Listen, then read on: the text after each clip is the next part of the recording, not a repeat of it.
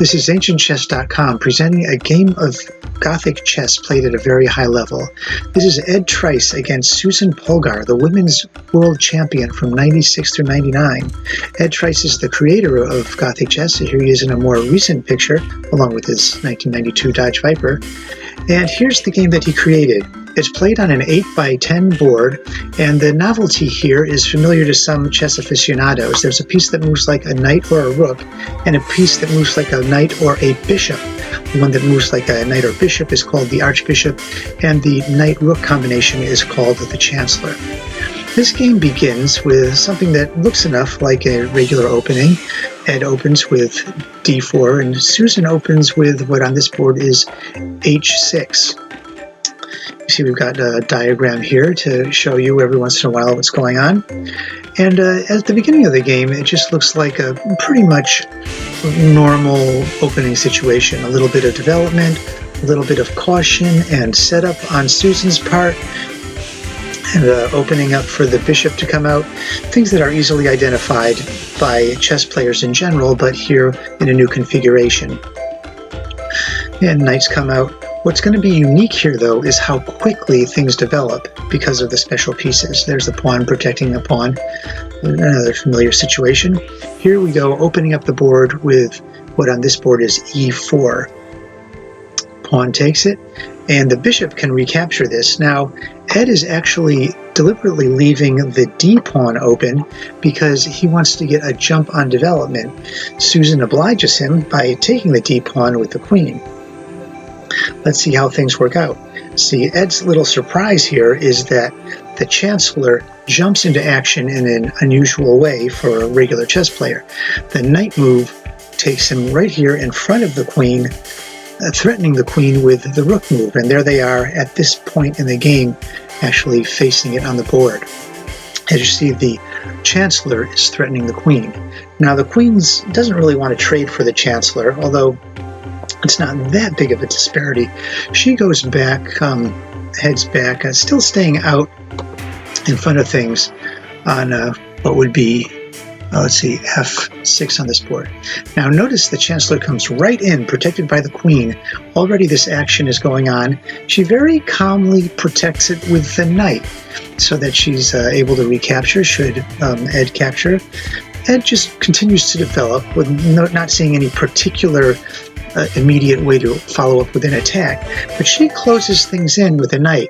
Now, this looks like it's very seriously locking the chancellor in there, and as if he has to take. But here, the queen can actually take that knight, because if black were to make the mistake of taking the queen back with the bishop, then the white chancellor would capture the bishop on d7, and that would be a smother checkmate because the chancellor moves like a knight and we'd be attacking the king with no way of defending. Susan, however, has her own plan. She threatens the bishop at the same time putting another attacker on the chancellor by revealing that diagonal. In this game, when Ed castles, he moves the king 3 spaces and moves the rook around. That's just an adaptation to fit a 10x8 board. But that puts the rook right in line with the queen and the other rook-like piece. Anyway, Susan goes ahead and takes his bishop, and he captures back with the knight, bringing another piece closer to the action here. Now, Susan brings a bishop in, putting the queen and bishop right on the diagonal line, attacking that chancellor, and the chancellor goes ahead and consolidates by taking the other chancellor, and right now she's got to take back with the knight. That's actually the only move in this position. And from now on, what's white going to do? It starts to run away a little bit. The attack didn't really work out, although it looked good when it started. But now things are changing. The tables are turning as black starts to attack white's pieces and starts to push white around.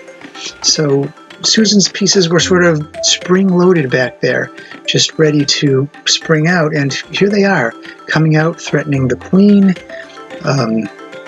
Let's see, as long as we're threatening the queen with tempo, we might as well bring the rook in line with the queen too. And now if that archbishop moves, the queen will be threatened. Although the archbishop doesn't want to move forward, So White just moves to let his archbishop out.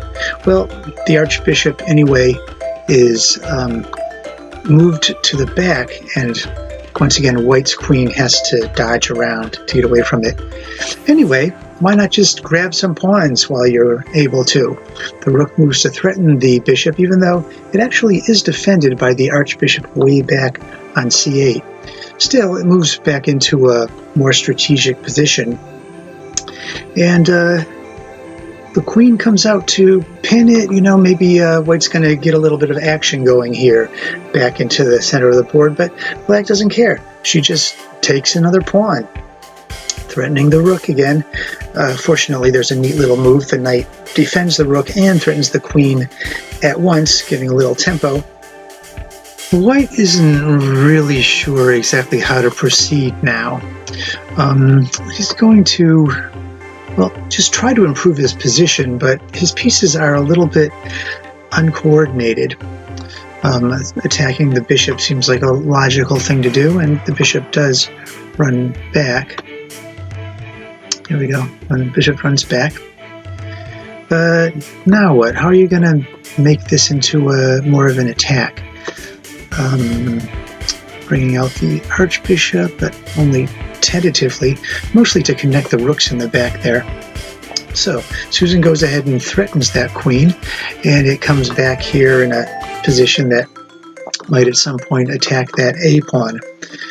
Susan lets the queen go for the A pawn, and now if a grandmaster just gives you a pawn on the end of the board, there's probably a reason for that. And, well, let's find out what it was. Go ahead, he takes the pawn on a7, and here comes the knight springing into action, threatening that queen and threatening the knight. Now, White's knight cannot move because the queen and the bishop are lined up on b2 and would just pummel the king. So Black is able to come in and take the knight first, and White's defenses are starting to get bad. He goes in and trades things down to kind of hope to liquidate things, but it only seems to leave Susan in a fine position again with the rook and the queen now lined up. The bishop's still coming down into a long diagonal that has attacking possibilities. Now this move, bringing the rook to threaten the queen, Susan actually found very interesting. We'll discuss it later. She checks on this side of the king at e2, making the king move over, and now brings the bishop right down where it's threatening the rook. And she doesn't care if the pawn takes it. In fact, she's inviting the pawn to take it, because what will follow will be attacking the king and possibly bringing the queen right down into a devastating blow. White sees that the queen is just getting ready to come in, but even when he moves to the corner, the rook comes in, and that pretty much seals his fate. All the pieces, the knight, queen, and rook, all against his helpless king with just a pawn that can't defend them. Well, he just takes the queen anyway because he can, but it's really too late because rook takes on a2 is checkmate. So feel free to go back and review that game, and let's look at a little post-mortem here, something that Susan said could have happened if she had captured the pawn with the knight on a2 back there after White brought the rook in, threatening the queen. If she had captured on a2, she says that White would have moved the king to b1, she would have played queen to b4, he would have played rook takes on e8, she would have played king takes on e8, he would have played the archbishop to d3, she would have played queen to a4, White would have played rook to e1 check, Black would have played king to f8, White would have played knight to f4, Black would have played queen to a5, and with knight takes on g6 check, White would have had drawing possibilities. But as it was, she saw that whole possible line of things, and she ended up checkmating him right in the corner there. So thank you for watching this, and I hope you enjoy this game and hope you are somewhat interested in Gothic chess. It's been a very popular game.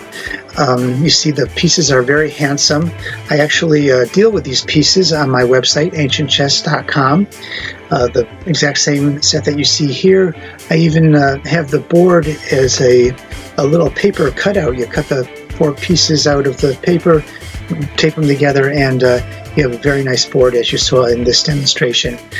I'd like to thank Ed Trice and Susan, also the music of Art of Escapism. Please do go to my website, ancientchess.com, where you can find sets just like this, many other amazing chess variants.